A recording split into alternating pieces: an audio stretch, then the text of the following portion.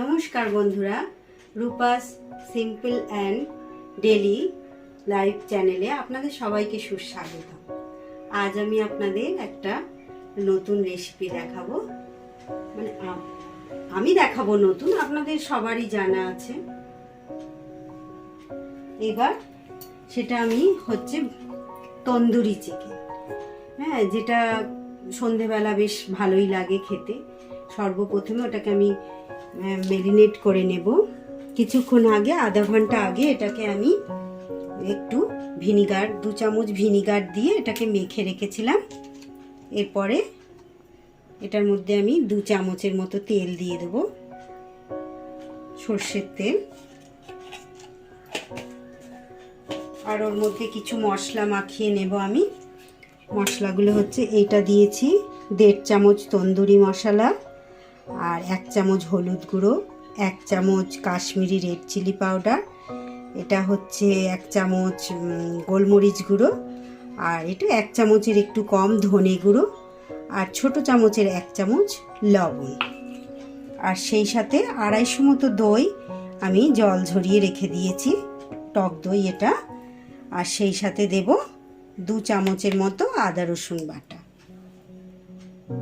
আদা রসুন আর কাঁচা লঙ্কা আছে এর সাথে। এবার সব মশলাগুলো দিয়ে এর মধ্যে আমি দিয়ে দেব দইটা, দিয়ে দেব 250 গ্রাম দই। দইটা জল ঝরিয়ে না রাখলে দইটা মাংসের সাথে ভালো মাখা যাবে না।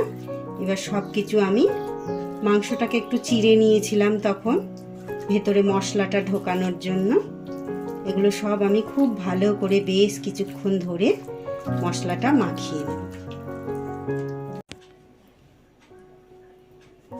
বেশ ভালো করে আমার মাখা হয়ে গেছে মাংসটা।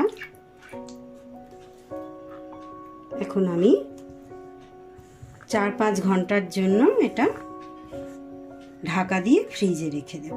4-5 ঘন্টা পরে আবার বার করে এটাকে আমি তৈরি করব। নমস্কার বন্ধুরা, ফিরে এলাম আবার 5 ঘন্টা পর।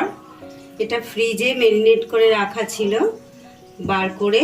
এটা তো বাইরে যারা, দোকানে যারা করে তারা তো ফুড কালার মেশায়, তাই আরেকটু এতে রেড চিলি পাউডার দিলাম, কাশ্মীরি রেড চিলি পাউডার দিলাম। আর তখন অল্প পরিমাণে নুন দেওয়া ছিল, আর একটু নুন দিয়েছি, আর একটু সামান্য চিনি দিয়েছি, দিয়ে আবার মাখিয়ে নিয়েছি। এবার কড়ার মধ্যে দিয়ে দিয়েছি আমি একটু অল্প করে বাটার, আর সেই সাথে এবার একটু দিয়ে দেব সাদা তেল।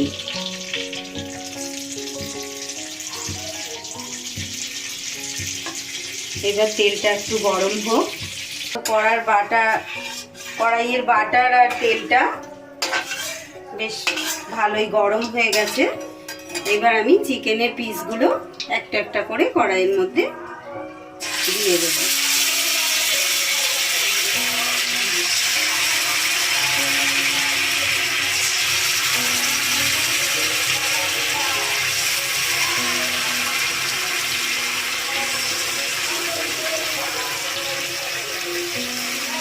চিকেনটা আমার 1 কেজি পরিমাণ চিকেন ছিল, 9 পিস হয়েছে। বড় বড় সাইজের কাটা আছে তো। চিকেনের পিসগুলো আমি পরপর সাজিয়ে বসিয়ে দিলাম। এবার বাকি মশলাটা আস্তে আস্তে করে চিকেনের ওপরে একটু দিয়ে দেব।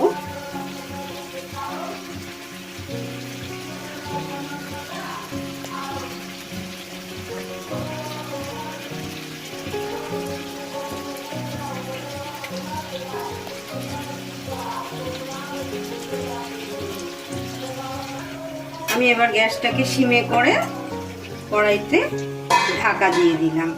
এটা এখন ভাবে সিদ্ধ হতে থাক। কিছুক্ষণ পর আবার ফিরে আসছি। ফিরে এলাম বেশ কিছুক্ষণ পর। মাঝখানে আমি এসে একবার একটু এটাকে নেড়ে দিয়ে গেছিলাম। দেখুন বন্ধুরা, এটা পুরো শুকিয়ে গেছে, জলটা, গ্রেভিটা শুকিয়ে গেছে। এইবার আমি একটা ননস্টিক তাওয়া বসাচ্ছি গ্যাসে। ননস্টিক তাওয়াটার মধ্যে এবার ব্রাশ দিয়ে আমি কিছুটা বাটার ভালো করে ব্রাশ দিয়ে তাওয়াটা মাখিয়ে নিলাম।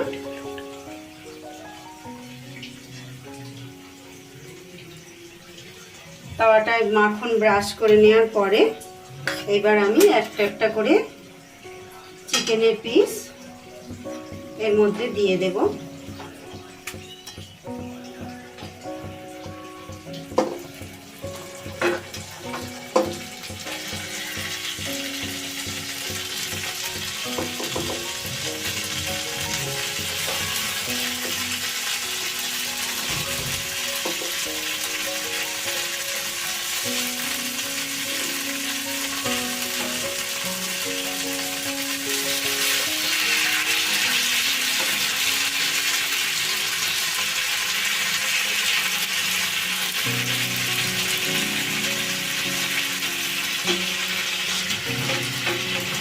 সব কটা পিস আমি এক এক করে এর উপরে দিয়ে দিলাম।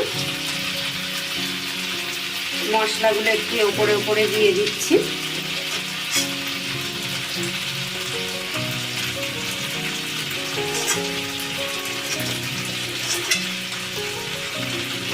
এইভাবে এক পিঠ হতে দেব।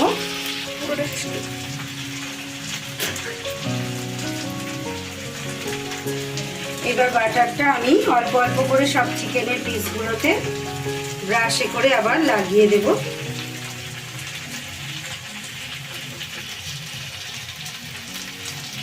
সবগুলোতেই আমি অল্প অল্প করে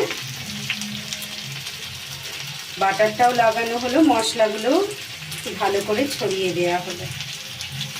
আবার ফিরে এলাম বন্ধুরা। এইবার একটা একটা করে পিস আস্তে আস্তে করে আমি উল্টিয়ে দেব। দেখুন কেমন একদিক করে হয়ে গেছে,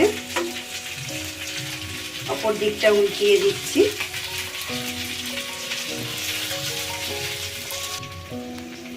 হ্যাঁ, হালকা ব্রাউন কালার হয়ে গেছে বন্ধুরা, দেখুন। এবার আস্তে আস্তে করে প্রত্যেকটা পিসে আমি বাটার লাগিয়ে দিচ্ছি।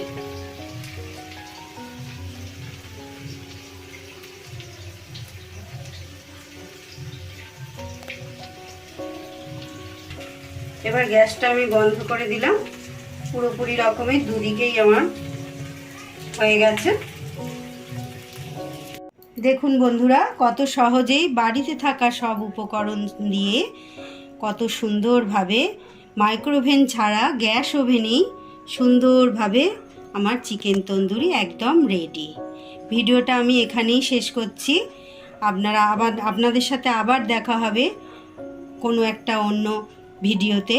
ততক্ষণ আপনারা সবাই ভালো থাকবেন আর ঈশ্বর আপনাদের সকলের মঙ্গল করুন। যদি রেসিপিটা ভালো লাগে আপনাদের, তাহলে অবশ্যই আপনারা লাইক করবেন, শেয়ার করবেন, কমেন্ট করবেন আর অবশ্যই আমার চ্যানেলটাকে সাবস্ক্রাইব করবেন। Thank you.